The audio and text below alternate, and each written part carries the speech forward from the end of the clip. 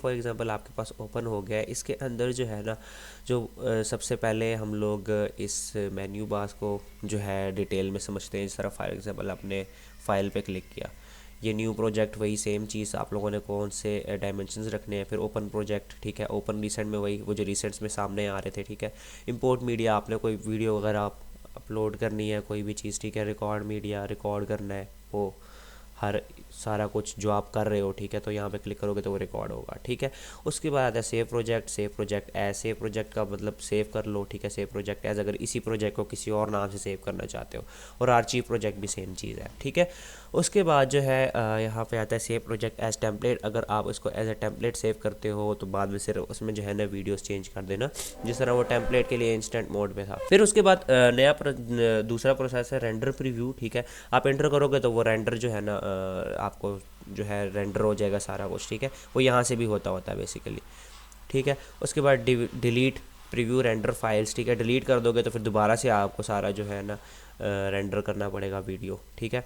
ये मैं आपको समझा दूंगा, अभी मुझे पता है आप बिल्कुल बाउंसर की तरह ऊपर से जा रहा होगा, कुछ समझ नहीं आ रही होगी, लेकिन ये बाद में समझ जाओगे इस चीज़ को, ठीक है। प्रोजेक्ट की सेटिंग करनी है, आप यहाँ से कर सकते हो, ठीक है। ये देखो फॉर एग्जांपल एक्सपेक्ट रेशो यहाँ से भी चेंज कर सकते हो। अगर फॉर एग्जांपल आपने स्टार्टिंग में गलत कर दिया तो यहाँ से फिर चेंज कर दो। और कस्टम, इसमें आपको एक नई चीज़ मिलती है, कस्टम आप अपने मर्ज़ी के मुताबिक भी ऐड कर सकते हो, ठीक है।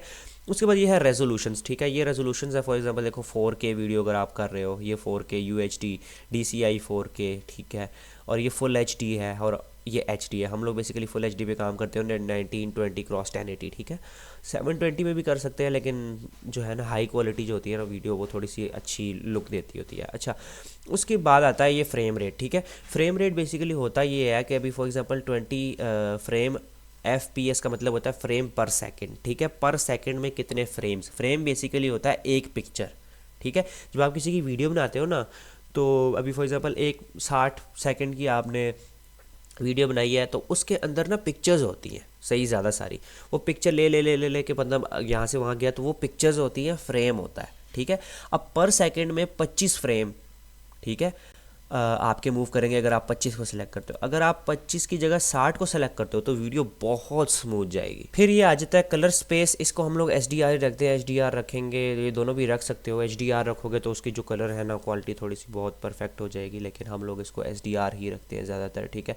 HDR आप लोग जो है कैमरा के अकॉर्डिंग रख सकते हो, रिकॉर्डिंग जो आप ने अच्छी की हुई हो और आपके पास ग्राफिक कार्ड अच्छा हो तो आप इन दोनों में से किसी को भी रख सकते हो, ठीक है।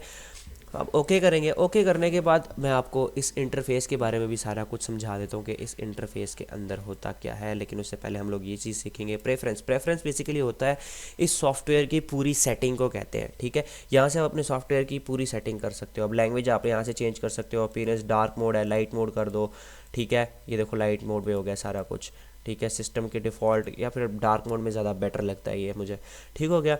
उसके बाद यहाँ से वही चेक फॉर अपडेट वगैरह मैसेजेस, और ये यहाँ से लाइब्रेरी का सेटअप और स्टार्ट, ठीक है। लॉन्च हो तो कैसे हो, और उसके बाद सिंक सेटिंग, इन चीज़ों की भी बेसिकली ज़्यादा जो आपने चेकिंग वगैरह या चेंजेस वगैरह करनी हो तो वो आप करो, ठीक है। अच्छा, ये डाउनलोड फाइल्स, ठीक है, यहाँ से आप इसकी सेटिंग कर सकते हो कि मतलब डाउनलोड की डाउनलोडेड फाइल जो आप डाउनलोड करोगे वो कहाँ पर जाएंगी, ठीक है। उसके बाद टेम्परेरी फाइल्स, जो इसकी टेम्प की मतलब जो बिल्कुल एक फालतू फाइल्स होती है, ठीक है, लेकिन इस सॉफ्टवेयर के लिए बहुत इंपॉर्टेंट होती है, वो कहाँ पर सेव होंगी। रिकॉर्डेड फाइल जो आप रिकॉर्ड करोगे यहाँ से, वो कहाँ पर सेव होंगी। रिकॉर्ड ऑडियो, यहाँ से जो आप ऑडियो रिकॉर्ड करोगे, ठीक है। फॉर एग्जांपल मेरे पास वीडियो है और ऑडियो नहीं है, मैं अपने वॉइस ओवर डालना चाह रहा हूँ, तो मैं यहीं से रिकॉर्ड करके जो है ना डालूंगा वीडियो के अंदर, तो वो रिकॉर्ड फाइल जो है ना वो यहाँ पर इस लोकेशन पे जाके सेव हो जाया करेगी। अगर तो मुझे दोबारा ज़रूरत हो तो मैं वहाँ से पिक कर सकता हूँ। उसके बाद अपलोडेड फाइल्स, ठीक है।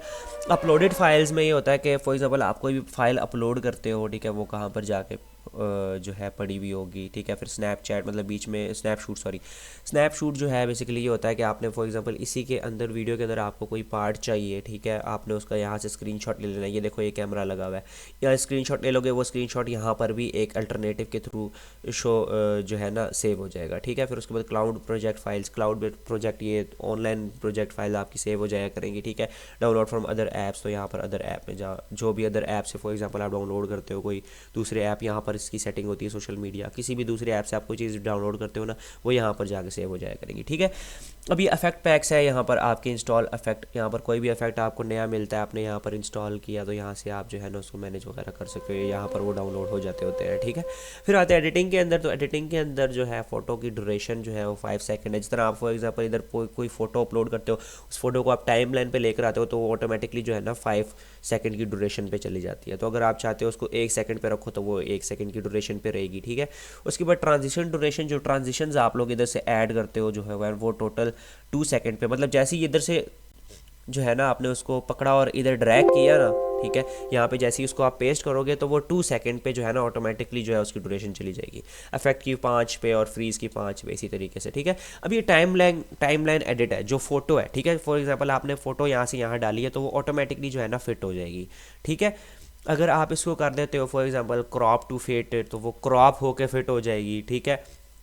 क्रॉप टू फिट बेसिकली ये है कि अभी फॉर एग्जांपल आप एक पिक्चर अपलोड करो यहाँ पे मोबाइल वाली, ठीक है, ये मोबाइल वाली है। अब ये तो है वाइड स्क्रीन, ठीक है, तो फिर वो क्रॉप होके होगी, मतलब जो है ना यहाँ पर पूरी आ जाएगी तो आधी पिक्चर आपको शो होगी, ठीक है। और फिट का मतलब ये होता है कि वो यूँ इधर आधी पूरी शो हो जाएगी, ये जो है काली रहेगी, ये जगह भी काली रहेगी। ये मैं आपको बाद में दिखा दूंगा तो आप लोग को ज़्यादा अच्छे से समझ आ जाएगा फोटो प्लेसमेंट बेसिकली होता क्या है। इंसर्ट मोड यही है कि split a single track, split all track. अभी फॉर एग्जांपल आप यहाँ पर किसी को कट करते हो, ठीक है, आप चाहते हो एक वीडियो को कट करूं तो वो एक वीडियो को ही कट करेगा, ठीक है। अगर आपने ऑल ट्रैक कर दिया ना तो फिर अगर आप इस कट पे क्लिक करोगे ना तो वो सारे ट्रैक्स को कट करेगा। तो ये सिंगल ट्रैक परफेक्ट है, ठीक है। उसके बाद कर्सर जंप है, ये नॉर्मल आप इसको सिलेक्ट कर सकते हो। स्प्लिट भी यही चीज़ है, ठीक है। सेव कहाँ पर होगा वो सारा कुछ, ठीक है। बैकअप जो है हर प्रोजेक्ट का 5 मिनट बाद बनता रहेगा, ठीक है। उसके बाद ये है प्रेफरेंस, यहाँ से आप जीपीयू को चेक कर सकते हो कि आपके पास कौन सा जीपीयू है। हमारे पास जो जीपीयू है वो यहाँ पर सेलेक्टेड है, ठीक है। इनेबल कर दो, यहाँ से दोनों इनेबल्स हो जाएंगे। अब प्रीव्यू रेंडर, बैकग्राउंड रेंडर हम लोग इसको यहाँ पे ऑफ रखते हैं ताकि हमारे काम के अंदर जो है कोई इशू ना आए या बार बार जो है ना फंसे ना, ठीक है। तो हम लोग इसको ऑफ रखते होते हैं। ये बेसिकली रेंडर होता है कि फॉर एग्जांपल आपने एक वीडियो डाल दी ना, वो साथ साथ रेंडर होती रहती है, तो उससे क्या होता है ग्राफिक कार्ड पे थोड़ा सा लोड पड़ता है, ठीक है। तो वो लोड जो है ना हम लोग बेसिकली नहीं डालते होते, इसलिए हम लोगों ने इसको फिलहाल ऑफ रखा हुआ है, ठीक है। उसके बाद ये सारी रेंडर फाइल्स जो है वो कहाँ पर जाएंगी, ठीक है, ये देखो रेंडर पे जाएगी, ठीक है। यहाँ से क्लीन भी कर सकते हो आप इसको। ये सारा प्रेफरेंस हम लोगों ने पढ़ लिया, ठीक है। उसके बाद कीबोर्ड के शॉर्टकट्स देखनी है तो यहाँ पर आप जा सकते हो कौन कौन से शॉर्टकट से क्या क्या काम होता है, ठीक है। और ये रिटर्न टू स्टार्टअप विंडो, तो ये वापस चला जाएगा और एग्जिट करोगे तो बिल्कुल बंद हो जाएगा।